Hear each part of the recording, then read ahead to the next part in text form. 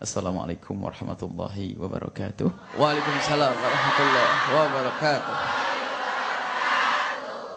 Alhamdulillah wassalatu wassalamu ala Rasulillah Sayyidina Muhammad bin Abdullah wa ala alihi wa ashabihi wa mawalah, amma ba'd. Yang kami cintai para pemirsa dimanapun Anda berada, yang hadir di sini dan juga Mas Hafiz, yang semoga semuanya dimudahkan pintu menuju surga Allah Subhanahu wa taala. Akan tapi harus ada usaha dari kita. Tidak cukup kita minta kepada Allah, ya Allah mudahkan pintu surgaku. Akan tapi sudahkah pintu surga yang dikirim oleh Allah ke rumah kita, kita masuki? Di rumah kita ada pintu-pintu surga. Di antaranya yang harus kita perhatikan pintu surga yang amat besar dan amat luas, bahkan min ausati abwabil jannah. Nabi menyebut paling luasnya, paling lebarnya pintu surga adalah ayah ibu kami yang ada di rumah kita. Gimana urusan kita dengan orang tua kita? Bagaimana hubungan kita dengan orang tua kita? Kita sering tanpa sadar, kita mengerti. Akan tapi mengerti dengan akal kita, tapi hati kita belum. Semua mengerti, waktu pelajaran di SD mengerti, berbakti kepada orang tua hukumnya wajib, anak durhaka, anak durhaka, anak durhaka. Akan tapi kadang di antara kita hanya faham dengan akalnya, tidak menyadari durhaka itu kayak apa. Yang namanya durhaka halus. Dan ketahuilah bahwa hubungan kepada orang tua itu sangat-sangat penting. Sampai dijejer dengan ibadah kepada Allah. Wa qadha rabbuka alla ta'budu illa iyyahu wa bil walidaini ihsana. Menyembah kepada Allah, beribadah kepada Allah. Kedua adalah bagaimana kita berbuat baik dengan orang tua.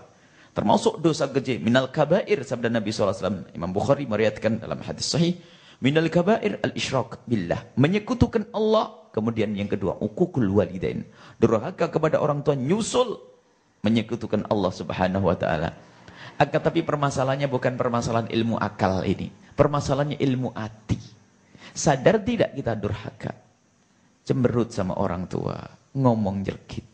Sampai kadang tidak disadari ibu. Wahai para pemirsa.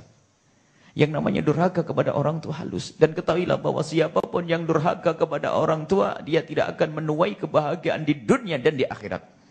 Disabdakan oleh Nabi, kullu dzambin yu'akhirullahu 'uqubatahu yaumal qiyamah illa 'uquqal walidain fa innallaha yu'ajjilu fid dunya qabla al-mamat. Semua dosa itu diakhirkan hukumannya nanti di akhirat, kecuali durhaka kepada orang tua akan didahulukan di dunia sebelum mati.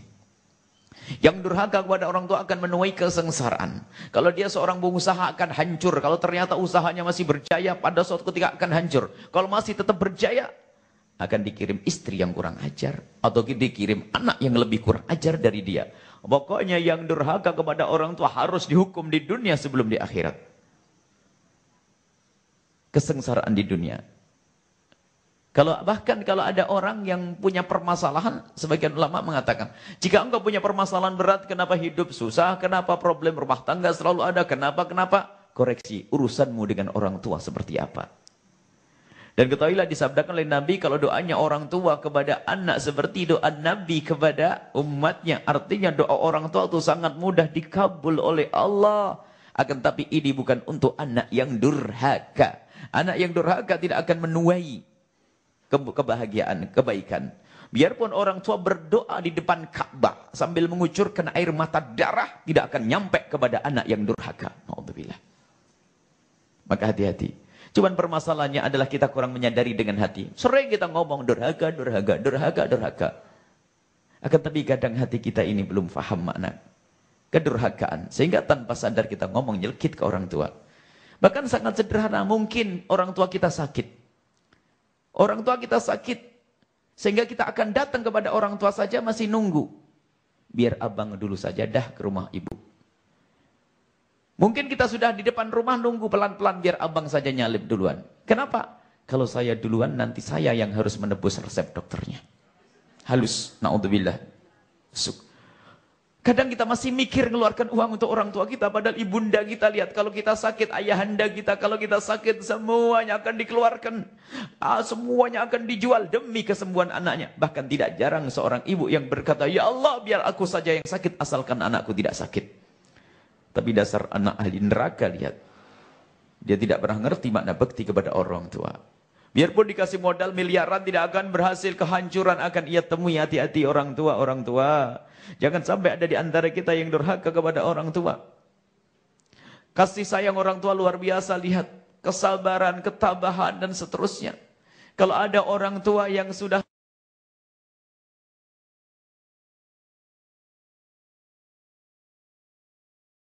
lihat, kadang mohon maaf buang air kecil di kasur dan sebagainya. Ketahuilah dan sadarilah bahwa kita buang air bukan saja di kasur, kadang di pangkuan ibunda kita. Faham atau tidak mana ini? Subhanallah. Yang durhaka kepada orang tua, lihat.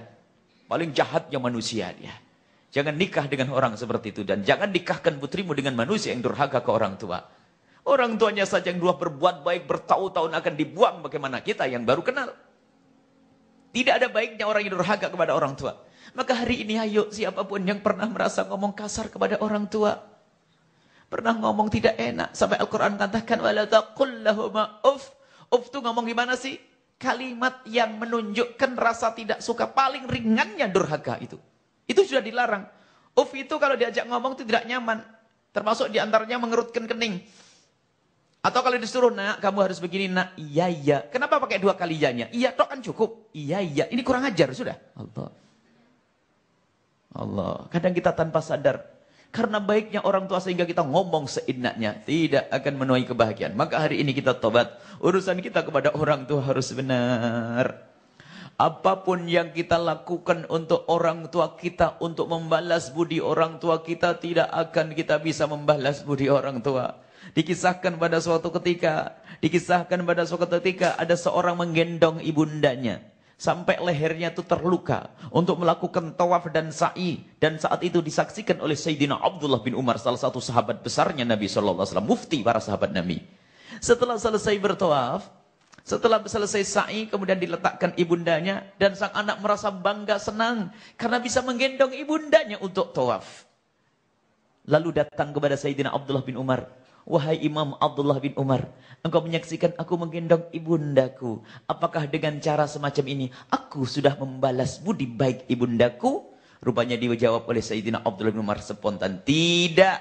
Apa yang kau lakukan tidak. Belum apa-apa. Apa yang kau lakukan belum apa-apa. Tidak sebanding dengan kebaikan orang tuamu. Apa yang kau lakukan tidak sebanding dengan sedetik saat ibundamu melahirkan. Waktu ibundamu melahirkan taruhannya adalah nyawa. Kemudian setelah itu, di saat ibundamu menggendongmu, harapannya adalah kapan anakku membuka mata, kapan anakku mulai besar, kapan anakku mulai merangkak, kapan anakku mulai berjalan dan seterusnya, kapan anakku bisa berhasil menjadi orang besar. Itu adalah seorang ibu di saat menggendong sang anak. Akan tapi seorang anak kadang di saat menggendong ibunya yang lagi sakit, diam-diam di dalam hatinya ada pertanyaan, kapan ibuku mati? Na'udzubillah.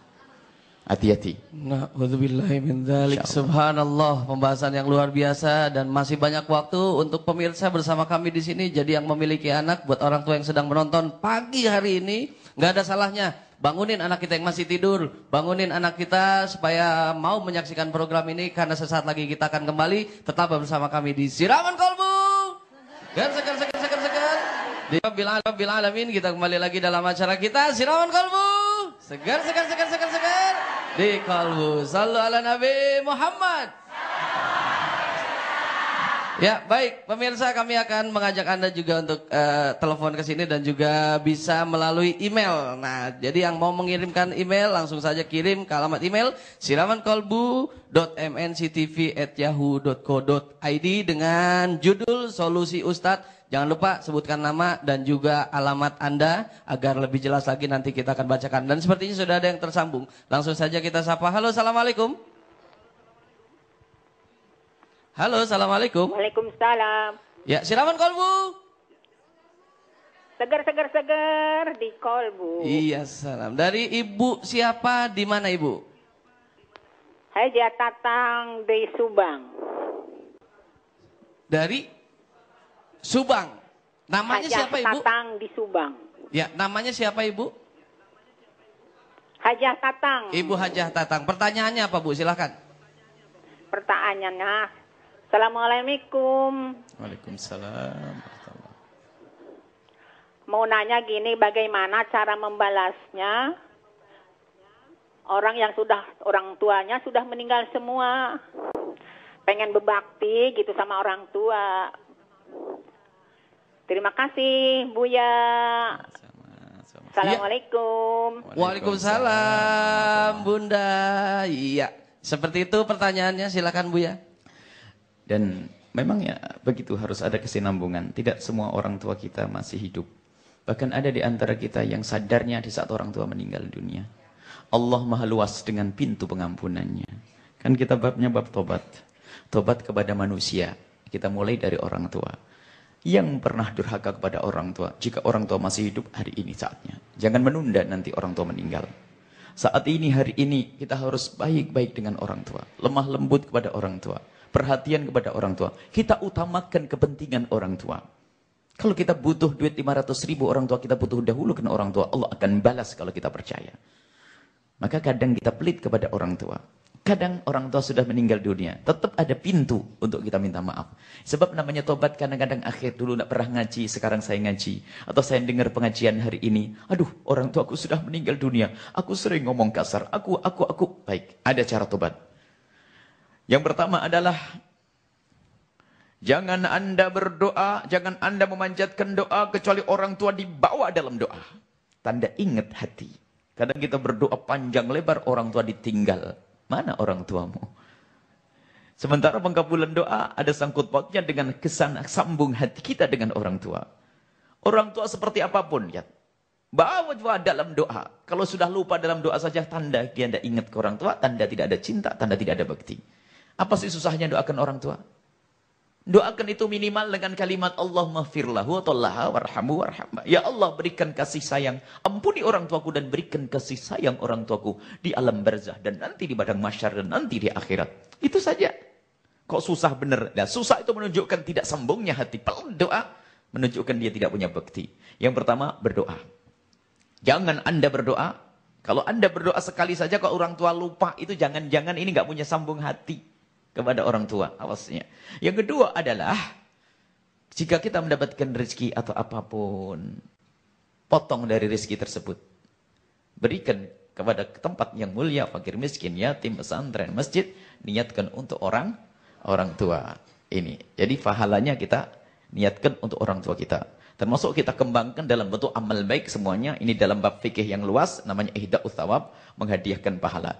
Jadi ingat orang tua. Di saat kita bisa berbuat baik, dengan berharap semoga orang tuaku mendapatkan, bisa membaca Al-Quran, lalu kita minta kepada Allah, ya Allah semoga pahala ini pun engkau berikan kepada orang tua. Atau sedekah tadi. Gajinya 1 juta, potong 20.000, 50.000, 100.000. Anggap kalau orang tua kita hidup ada di samping kita. Kalau memang kita cinta pada orang tua, kita kasih atau tidak? Sangat kita kasih kalau orang tua kita butuh. Kalau tidak butuh pun tanda cinta, tentu kita akan memberikan kepada orang tua. Jadi biarpun beliau meninggal masih bisa kita kirim, tapi bukan kita kirim uang. Tapi kita akan niatkan uangnya untuk ibadah, untuk kebaikan. Lalu niatkan pahalanya untuk orang tua. Yang ketiga adalah min abaril birri silatu uddi abih, sabda Nabi. Termasuk bekti yang sangat bekti adalah menyambung silaturahmi orang tua. Siapa yang pernah dibaikin oleh orang tua kita? Dulu mungkin orang tua kita waktu masih hidup selalu memberikan hadiah kepada orang yang ada di sana. Beri hadiah, kirim. Dilanjutkan apa yang pernah dibangun oleh orang tua. Maka termasuk durhaka adalah menyakiti orang yang dibaiki oleh orang tua kita. Termasuk durhaka menyakiti orang yang disakiti oleh orang tua kita. Maka itu pembahasan masalah silaturahmi dengan saudara. Maka jika ada orang merebut waris itu melakukan dosa yang sangat dosa. Karena apa? Merebut waris kan nyakiti saudara. Saudara itu anaknya siapa? Anaknya orang tua. Berarti nyakiti orang tua. Lihat. Merebut waris itu orang ahli neraka yang berjalan di atas bumi. Kalau ada yang di sini atau yang menyaksikan, semoga diberi kesadaran. Merebut waris dosa, durhaka ke orang tua, dosa mengambil harta saudara, dosa memutus tali persaudaraan. Nanti akan kita bahas pembahasan ini. Akan tapi itu diantaranya 3 hal hendaknya kita lakukan. Dan ini bisa dilakukan setiap hari, setiap minggu, setiap bulan, setiap tahun. Boleh setiap tahun mungkin rame-rame. Pas hari raya Idul Fitri, halal bihalal, atau reuni keluarga. Atau terserah namanya apa, sesaat menyebut namanya hall, sesaat namanya reuni, sesaat ini. Pertemuan keluarga, ada silaturahmi. Ini yang ketiga, menyambung silaturahmi. Ini anaknya bapak, ponakan bapak, saudara bapak, kumpul. Habis itu apa? Nyembelih kambing, nyembelih ini, enak silaturahmi. Nyambung silaturahmi dengan saudara orang tua, saudara ibu, adalah termasuk bagian bekti kepada orang tua. Ya, subhanallah. Buya, terima kasih. Dan juga buat pemirsa Bu Haja Tatang yang sudah bertanya. Saya mau nanya, nyambung sedikit nih Buya. Kan doa yang sampai buat orang tua adalah doa anak yang soleh ya Buya ya. Kepada orang tua yang sudah tiada. Nah, kalau anaknya sendiri itu memiliki kesalahan dulu sama orang tua, berarti kan itu tandanya anak yang tidak soleh. Nah, gimana caranya tuh supaya doa kita sampai, sedangkan kita anak yang pernah berdurhaka sama orang tua? Baik, majelis kita ini adalah untuk menjadikan orang soleh. Kita babnya tobat.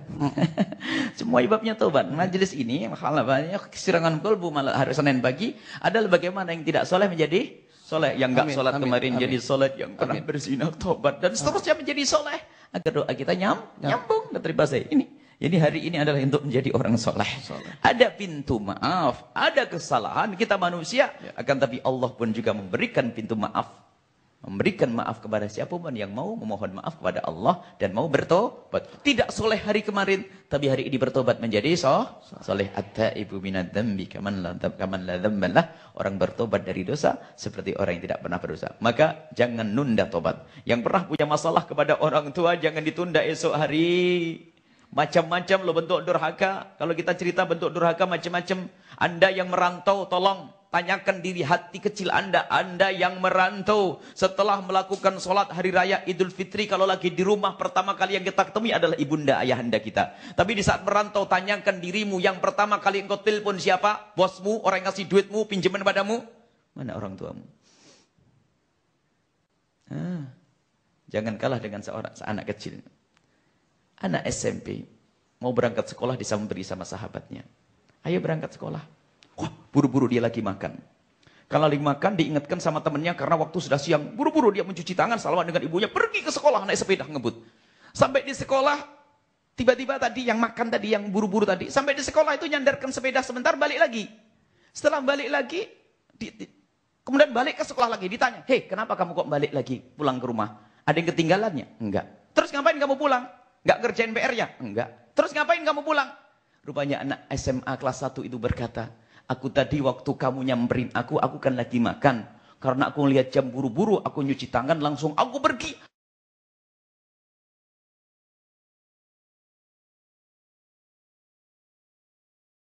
Aku lupa piring itu belum aku cuci. Aku takut jika piring itu yang mencuci adalah ibuku." Ayo, sekarang sak bajunya dituangkan. "Bu, main cuci bu ya." Anak pondok lagi kadang-kadang, anak pulang hari Ahad, anak kampus. "Mak, besok Senin pagi harus bersih semuanya."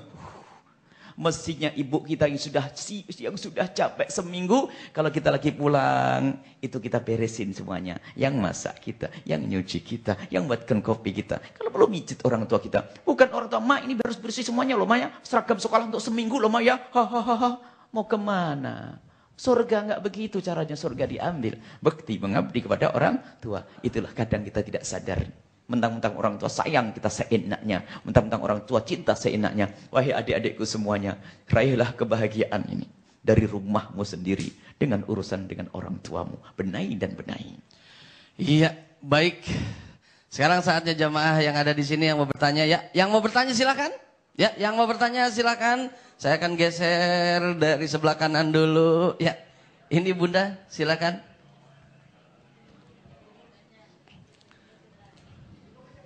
Ya. Assalamualaikum warahmatullahi wabarakatuh. Waalaikumsalam warahmatullahi wabarakatuh. Nama saya Siti Rifatin Hasanah, bisa dipanggil Rifka, dari Majelis Taklim Rahmat Hidayat Pesawaran, Lampung. Saya bertanya pada Buya, tadi ada surga di rumahku. Bagaimana kalau kita durhaka kepada suami? Apakah sama dengan durhaka kepada orang tua? Dan adakah harapan surga di situ? Terima kasih. Wassalamualaikum warahmatullahi wabarakatuh. Waalaikumsalam warahmatullahi wabarakatuh. Ibu Rifka dari Lampung. Suaminya mungkin lihat tersenyum di rumah. Subhanallah, pertanyaan yang istimewa. Silakan Bu ya. Baik. Oh iya. Aduh, sabar tadi di sana udah gini-gini komersial break Bu. Jadi tahan dulu sejenak. Sesaat lagi kita akan kembali tetaplah bersama kami di Siraman Kolbu. Segar. Di dalam acara kita Siraman Kolbu. Segar di Kolbu. Shallu ala Nabi Muhammad. Iya, subhanallah. Bunda, ini dia jawabannya. Silakan Bu ya. Baik. Ini terlalu bersemangat. Itu sebetulnya nanti topik berikutnya. Ini kita urus dengan orang tua, nanti urus keluarga dengan suami. Tapi harus dijawab. Suami adalah pintu surga juga. Yang durhaka kepada suami neraka. Bahkan dalam urusan ini lebih berat kepada suami. Karena suami kalau kepada orang tua, jadi pernah kalau seorang istri harus kepada suami tanpa meninggalkan bakti kepada orang tua. Bukan saja istri kepada suami, suami dolim kepada istri juga masuk neraka. Jadi nanti akan dibangun semuanya, insya Allah. Nggak boleh. Jadi rumah tangga harus surga sebelum masuk surga nanti di akhirat. Rumah kita dengan orang tua baik, kita dengan pasangan baik, kita dengan anak baik, sehingga di dunia sudah masuk kayak di surga. Itu jadi nggak boleh ada kezaliman. Suami dolim kepada istri haram neraka. Istri kurang ajar sama suami juga neraka. Sama itu nanti. Cuman nanti Bu ada pembahasan berikutnya. Makanya jangan kemana. Ibu harus sampai. Bukan waktu di sini tok ngikuti pengajian nanti. Sampai di rumah nanti terus ikuti. Ini ada silsilah. Kita bangun keindahan rumah tangga nanti. Gimana baik rumah tangga. Mesra yang punya cekcok. Nanti ada obatnya nanti. Resepnya nanti. Ya. Resepnya diikuti pada episode selanjutnya. Baik. Bunda Rifka itu jawabannya. Terima kasih Bu ya. Wassalamualaikum warahmatullahi wabarakatuh. Waalaikumsalam warahmatullahi wabarakatuh. Makanya nyesel kalau enggak terus menyaksikan kita setiap pagi di Siraman Kolbu. Seperti yang satu ini yang tidak mau menyesal yang sudah bergabung bersama kami. Langsung kita sapa. Halo, assalamualaikum. Halo, assalamualaikum. Waalaikumsalam warahmatullahi wabarakatuh. Ya, Siraman Kolbu. Segar. Di Kolbu. Ya, Bapak. Halo. Bapak dari siapa di mana Pak dan suaranya agak dibesarin sedikit.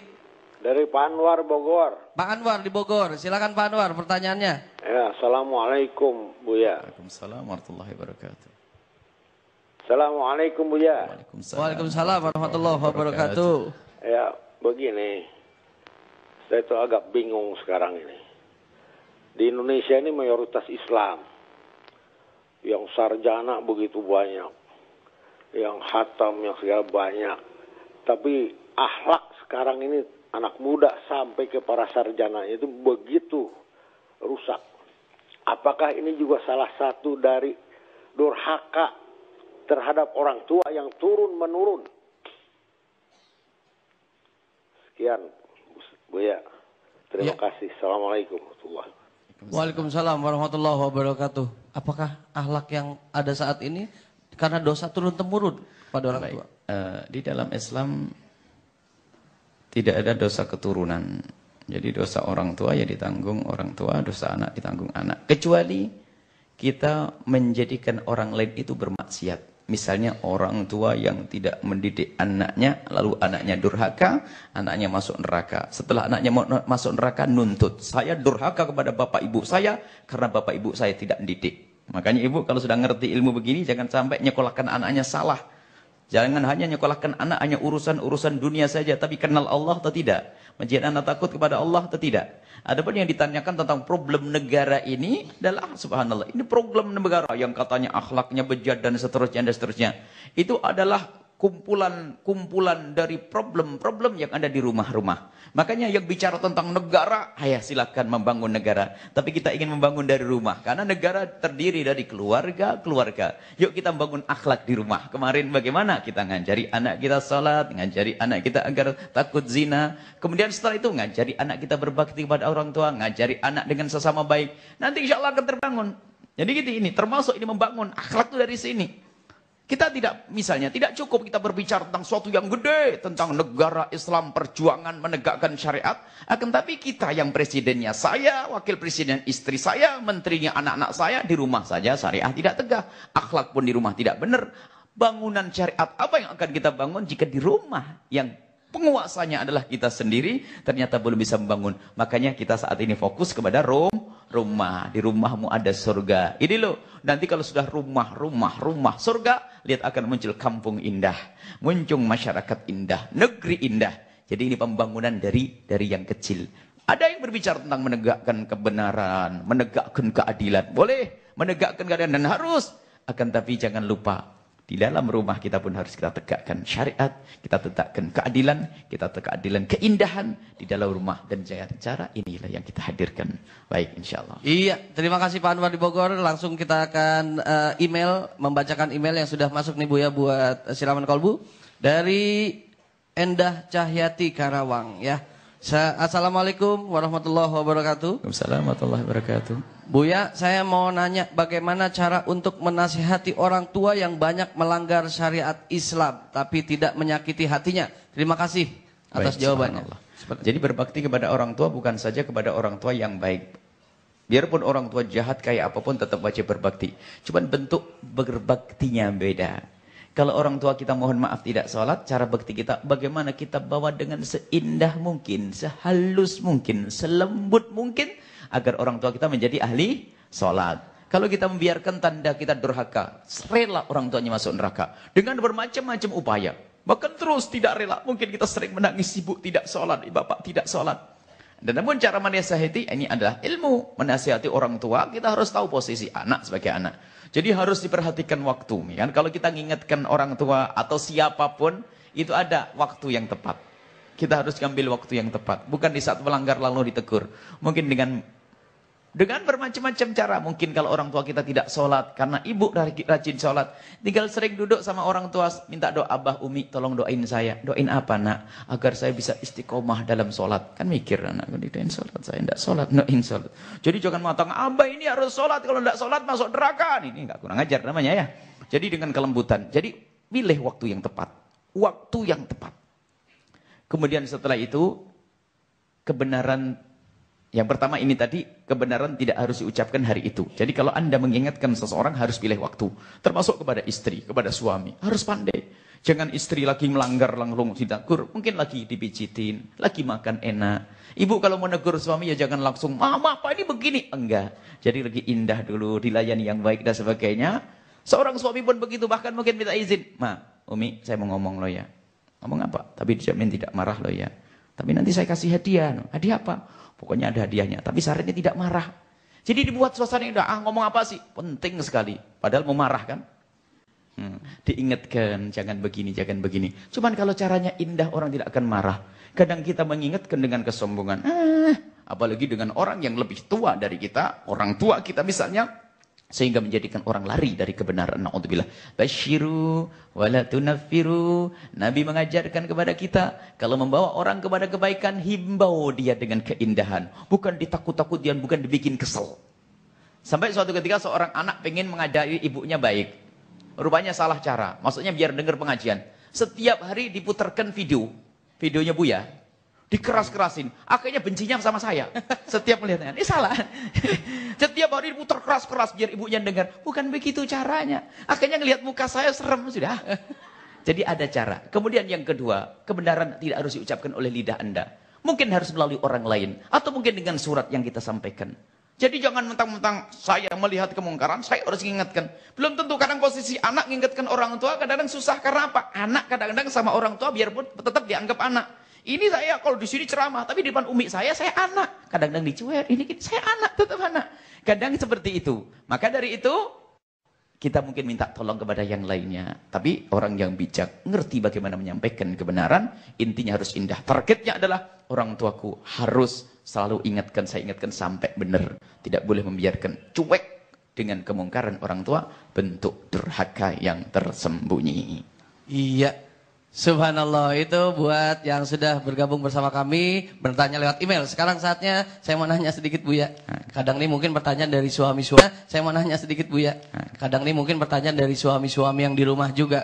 Kadang suka dalam, suami ini kan biasanya agak suka bingung nih antara istri dan orang tua. Ketika kita memiliki uang, mungkin uang itu dalam keadaan yang pas gitu. Kemudian mana yang, bagaimana cara berbaginya? Agar orang tua pun ikut merasakan, istri pun tidak tersinggung dengan apa yang kita berikan buat orang tua. Baik, dilihat. Kalau sama-sama bisa dicukupi, maka cukupi dua-duanya. Cukupi dua-duanya. Kalau bisa. Kemudian yang menjadi masalah bukan di situ kadang-kadang. Istri yang berlebihan. Kadang seorang istri itu melihat suaminya membantu kepada orang tuanya itu marah-marah. Ini na'udzubillah, itu istri ahli neraka. Kadang juga ada seorang suami, melihat istrinya membantu ibunya sendiri juga marah. Termasuk nanti insya Allah dalam kajian selanjutnya bagaimana mewujudkan keindahan dalam rumah tangga suami istri. Bangunlah keindahan dalam rumah tanggamu dengan orang tua. Maknanya apa? Ajari pasanganmu untuk semakin baik kepada orang tuanya. Jadi wahai para suami, ajari istrimu untuk semakin hari semakin baik kepada orang tuanya. Kalau istrimu adalah orang yang sangat baik kepada orang tuanya, lembut, ngerti syukur, ngerti bekti, maka ketahuilah dia wanita salehah. Sangat mudah mengabdi kepadamu. Dan ajari wahai para ibu yang ada di sini dan yang ada di sana. Ajari suamimu setiap saat untuk berbakti kepada orang tuanya. Selalu diingatkan, bang sudah kirim atau belum? Ada sebaliknya seorang istri kalau sudah mertuanya datang sudah cemberut. Apalagi iparnya datang. Bakal habis semuanya barang di sini. Itu adalah model-model ahli neraka, na'udzubillah. Enggak bakal bahagia manusia semacam itu. Semestinya kalau seorang istri soleha, mertuanya datang, disiapin semuanya, dimuliakan. Sama. Seorang suami kadang ada, mertuanya datang langsung pergi. Allahu Akbar. Mau ngapain? Tidak ada surga di rumah, mestinya ada mertua enak, asik ya. Maka dari itu bagaimana? Hendaknya semuanya diperhatikan. Dan hendaknya wahai para istri, jangan kalau ternyata suaminya memberikan kepada ibunya lebih banyak, jangan ngiri, bersyukur. Alhamdulillah suamiku bisa memberi banyak kepada ibunya, tapi yang penting aku cukup. Kalau tidak cukup pun sebagai istri yang solehah mungkin berkata, bang aku bisa tahan lapar karena aku masih muda, tapi ibumu sudah sepuh, berikan. Istri yang baik akan membantu. Makanya menjadi masalah adalah nanti episode berikutnya. Salah pilih istri. Waduh. Sama salah pilih suami, musibah ini ganggu hidup, ngajak masuk neraka bareng-bareng. Na'udzubillah min dzalik. Ibu, Bu, di sini ada enggak yang ketika mertua datang cemberut? Subhanallah, di sini saya yakin banget enggak ada tentunya. Tapi enggak tahu kalau udah di rumahnya masing-masing. Baik. Kita akan kembali lagi setelah yang satu ini, tetap bersama kami di Siraman Kalbu. Sekan di Kalbu, ya salam. Amin, kita kembali lagi dalam acara kita Siraman Kalbu. Sekan di Kalbu, ya salam. Baik, saatnya jamaah kita yang hadir di sini. Dan sudah ada penelpon ternyata. Mohon maaf Bunda, kita sapa dulu penelpon kita. Halo, assalamualaikum. Waalaikumsalam. Ya, Siraman Kalbu. Halo. Halo. Halo, ya. Siraman Kalbu. Halo. Halo, Bunda Siraman sudah Kalbu, seger. di Kalbu. Di Kalbu. Ya, salam. Baik, dari Bunda siapa namanya, di mana Bunda? Dari Bunda Ami. Bunda Ami ya. Oke, Bunda Ami, silakan pertanyaannya. Ami, A-N-I. Oh, Ani. Mohon maaf Bunda, suara TV-nya dikecilkan atau di-mute, dihilangkan dulu. Oke. Silakan. Pertanyaannya langsung. Ya. Ini mau nanya, mengatasi kemarahan kadang anak-anak kan bandel gitu. Kadang ikut marah gitu loh Pak Ustadz. Jadi harus gimana gitu loh. Kalau ada anak bandel, kadang orang tua suka ikut marah. Terima kasih. Ya. Baik, Bu Ani. Assalamualaikum warahmatullahi wabarakatuh. Waalaikumsalam warahmatullahi wabarakatuh. Silakan Bu ya. Subhanallah. Ibu dan para pemirsa semuanya, marah tidak selalu jelek. Kalau orang tidak marah sama sekali juga jelek. Atau kerjaannya marah terus juga jelek. Jadi ada waktunya kita marah. Sehingga disebutkan marah itu adalah kalau dibimbing oleh akal dan syariat, marah menjadi satu sifat yang hebat di dalam amar ma'ruf nahi mungkar. Dan dalam berperang, kalau orang perang tidak ada marah, nggak bisa perang. Tapi kalau marahnya orang itu nggak pakai bimbingan syariat, asal marah, ngawur namanya, menjadi akhlak yang rendah dan tahawur. Jadi orang marah bukan tercela. Ada sebagian orang tua itu nggak bisa marah, na'udzubillah, sehingga anaknya menjadi anak setan. Misalnya punya anak bontot, laki-laki sendiri, atau anak pernah sakit. Ini nggak bisa marah, karena kasihan. Akhirnya anak menjadi bahan bandel. Akan tapi ada orang kerjanya marah, sampai nggak bisa bedakan antara marah dan tidak marah. Karena semuanya kayak marah. Akan tapi ibu ada saat lembut dan seterusnya. Sehingga kadang-kadang ibu diam saja, nanti ada nilai marah bagi seorang anak. Baik kalau tiba-tiba ada anak yang seperti itu, anak bandel dan sebagainya, tugas kita. Sebab watak anak kadang beda-beda, macam-macam. Biarpun dididik baik, bandel. Makanya itu pekerjaan baru bagi para orang tua. Tidak boleh kita hanya menangani dengan amarah. Mohon maaf, kadang dia perlu kelembutan. Pernahkah Anda peluk? Di saat berbicara Anda dekatkan, dekap di dada. Mungkin di saat kita berbicara untuk mendekatkan mulut kita untuk ngajari dia ngomong yang lembut. Jangan ngomongnya, begitu tidak. Tapi bisa, sayang sini. Kalau orang tuanya mengajari yang lembut, akan ke bawah. Mama mau ngomong sayang. Gini, ngomong yang lembut dengan anaknya. Yang anaknya bandel pun mungkin dalam setahun sudah ketularan. Kalau ngomong sama mama begini. Seperti mama ngomong sama kamu begini sayangku lah. Kan mikir. Cuman kadang-kadang ketahuilah anak itu adalah nyontoh, niru. Kalau suami papa ibunya suka ribut, juga suka ribut. Akan tapi ketahuilah, mereka adalah anak-anak seperti kertas putih. Tinggal mau kita apakan dia. Kalau dia punya watak keras, ketahuilah kekerasan tidak bisa dihancurkan dengan kekerasan. Akan tapi ternyata kekerasan justru dengan kelembutan. Wahai para orang tua yang suka marah, kurangi sedikit ya. Biarpun bandel kayak apa, namanya anak. Anak itu kalau dimarahi nggak ngerti hak dan batil. Benar, salah nggak ngerti. Ngerti yang muka orang tuanya cemberut, serem. Itu saja. Maka harus kita membuat kelembutan dengan anak-anak kita. Yang baik ya. Biasakan ngomong yang baik ya. Bicara yang baik sambil memeluk, sambil membisikkan, sambil diusap kepalanya. Kalau memang anak kita bandel betul ya, secara psikologi seperti itu. Mendekap, dipeluk. Anak seperti apapun. Cuman kalau ternyata jawabannya, sudah begitu saya kok masih begitu. Ya jangan berhenti dengan kelembutan. Nanti suatu ketika kalau marah, ada waktunya marah. Diukur kapan saya harus marah. Pokoknya jangan setiap hari hanya marah. Cuman kadang terpancing emosi. Sebenarnya emosi tidak semata-mata karena anak. Mungkin karena merasa capek, jadi marah. Mungkin suaminya lagi, ini. Jadi kadang-kadang dibawa-bawa pelampiasannya adalah anak. Sampai ada anak dipukul, anak di ini. Haram. Tidak seperti itu. Wahai para orang tua, lembutlah dengan anak-anakmu. Anakmu adalah amanat.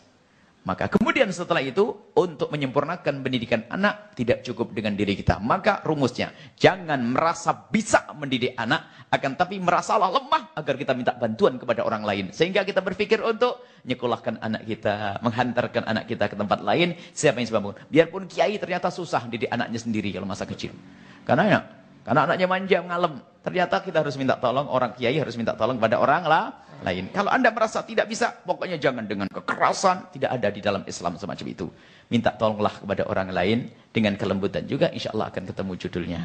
Iya, subhanallah. Baik, saatnya jamaah lagi. Yang mau bertanya silakan. Yang mau bertanya silakan. Saya geser sedikit, Bunda. Ya, singkat saja langsung, Bunda. Assalamualaikum warahmatullahi wabarakatuh. Waalaikumsalam warahmatullahi wabarakatuh. Nama saya Weni dari Majelis Ta'lim Al-Faridah, Kampung Kalangari, Desa Budeharja, Sindang Kacis, Ciamis. Ya. Pak Ustadz mau bertanya, gimana sikap kita sebagai seorang anak ketika seorang ibu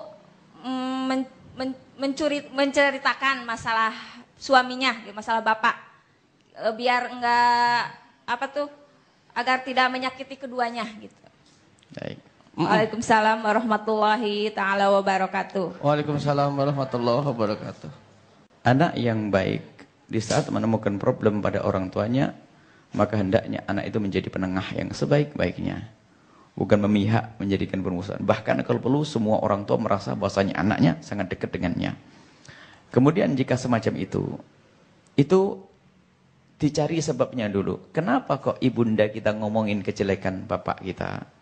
Bukan semata-mata yang kita tegur adalah ibunda kita. Memang ibu kita juga salah menceritakan kejelekan bapak. Cuman benarkah bapak jelek? Kita harus ingatkan juga di sana. Jadi kita lacak sumber kesalahannya di mana. Kita harus adil.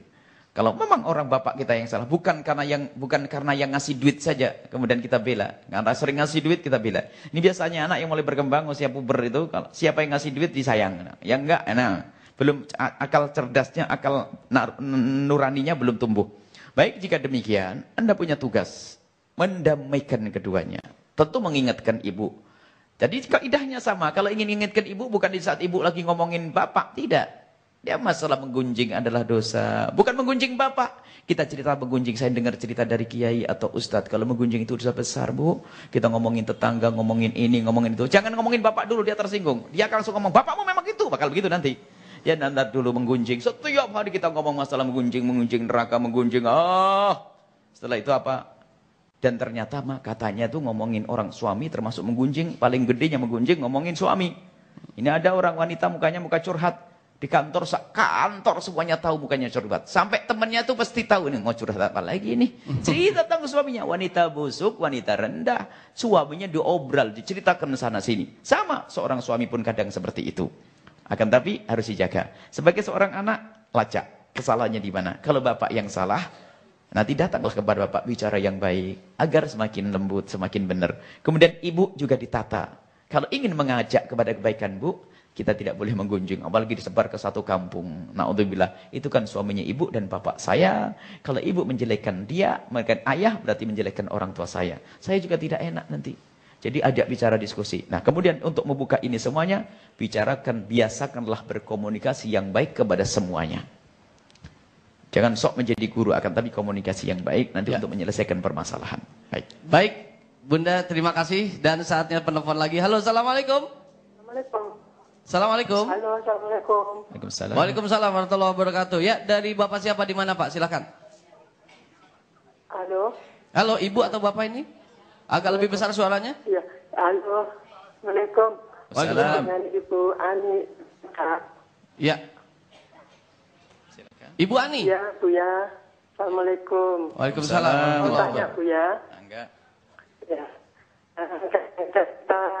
Kita punya anak itu bandel karena susah untuk disuruh sholat.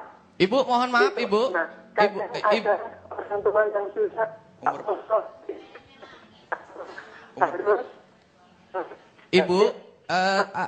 Ibu tahan dulu sebentar Ibu, tahan dulu sebentar. Ibu ngomongnya agak tenang. Suaranya dipertegas lagi Ibu, karena di sini tidak terdengar apa pertanyaannya. Iya. Sholat. Ya. Disuruh sholat. Kadang ada orang tua yang susah untuk sholat. Orang tua susah untuk sholat. Orang tua anak harus menasehati gitu, Bu ya.